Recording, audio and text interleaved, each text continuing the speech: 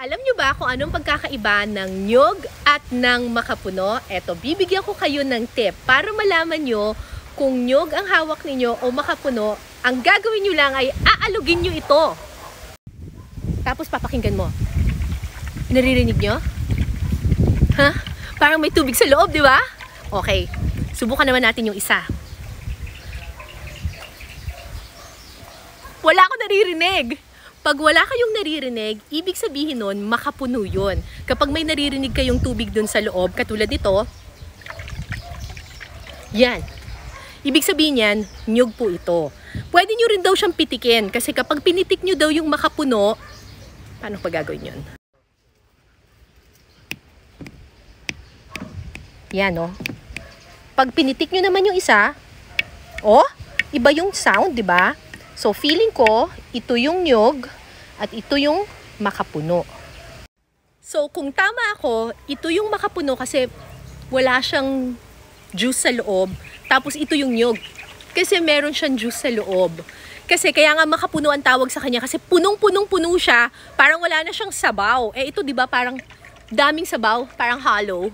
So, tingnan ngayon natin kung tama ako. Ito nga ba ang nyog at ito ang makapuno. Let's do it!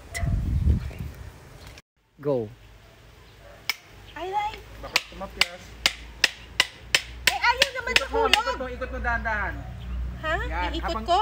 Dahan-dahan mo iniikot. Yan. Ay! Yun. Meron ba? Sige po, maglilinya na yan. Nag-crack na siya. Ay! Ay!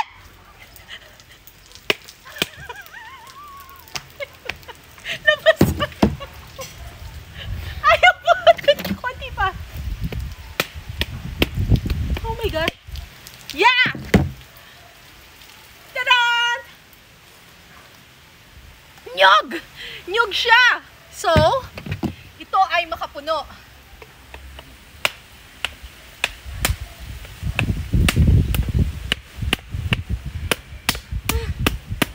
Tama ba itong ginagawa ko?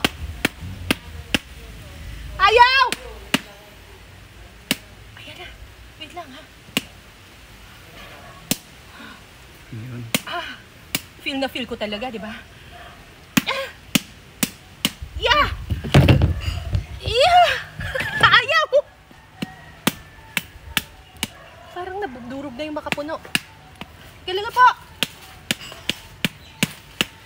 Yeah! Okay. Wow! Makapuno! Punong-puno talaga.